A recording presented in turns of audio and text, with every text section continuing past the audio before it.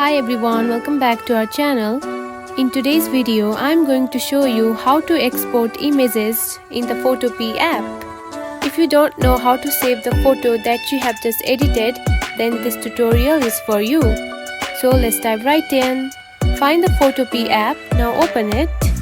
Now tap onto the Simple Editor button and choose from Library to choose one photo. Now tap on it. Then do whatever edit you want to do to your photos, just like this. Then here you can find the option of arrow button on the bottom left corner. Now simply tap on it. Now after tapping it, your photo will be automatically saved to your gallery. Now go to your gallery and check the photo that you have just saved. And here you can see the photo has been saved.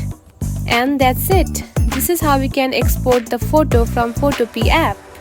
If you found this video helpful, don't forget to like and subscribe for more tips. Thanks for watching.